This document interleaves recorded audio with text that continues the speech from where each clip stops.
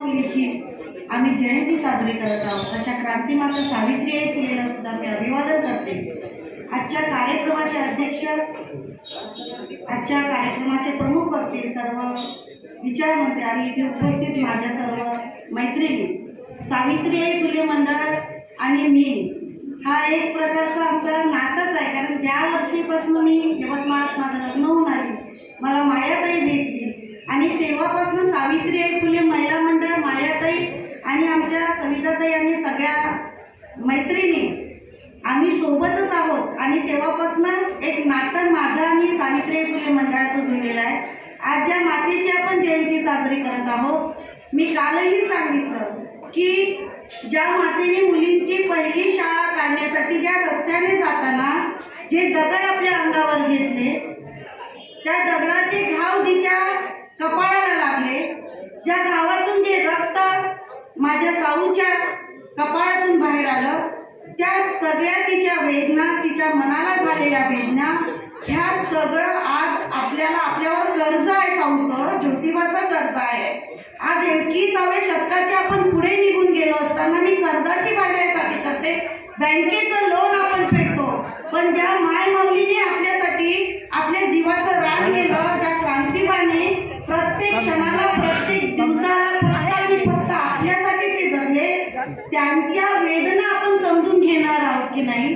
त्यांनी जे काही आपल्यासाठी वाट निर्माण करून दिली प्रकाशाची, त्या प्रकाशाच्या परिवर्तनाच्या वाटेसाठी आम्ही कधी तयार होणार आहोत? आपण असंख्य महिलांची नावे देतो की महिला आता पुढे गेलेल्या आहेत, महिला पुढे जाताना आपल्याला दिसत आहेत, पण महिलांची विचार करण्याची जी पद्धत आहे, जी चाकोरीची पद्धत आहे, तो परीघ तोडण्याचा अजूनही आमच्या महिला प्रयत्न करीत नाही।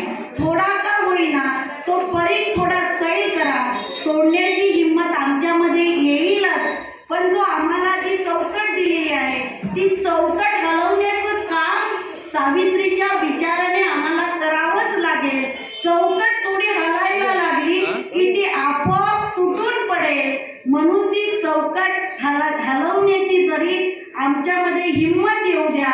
21व्या शतकाच्या पलीकडे आपण जाताना ही चौकट आपण थोडी ढिली करू आणि येणाऱ्या शतकामध्ये सावित्रींच्या विचाराने आपण आपलं मन आणि या मेंदू घडवू, तेव्हाच कुठे खरी आदरांजली आपण साऊला आणि क्रांतीबाला, राष्ट्रमाता जिजाऊला आपली राहील। एवढंच बोलते। आणि आज स्वामी विवेकानंदाचा सुद्धा जन्मदिवस आहे।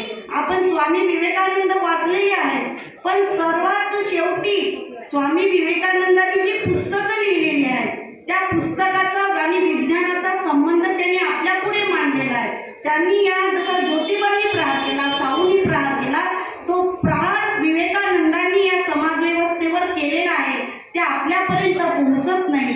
स्वामी विवेकानंदांची ती पुस्तकं वाचून काढा, खरा स्वामी विवेकानंद आपल्याला कळेल आणि हा विचारांच्या वाटा, या परिवर्तनाच्या वाटा आपण पुढे घेऊन जाऊया आणि हा संवेदना, सावित्रीची संवेदना, तिच्या वेदना आपण समजून घेऊया।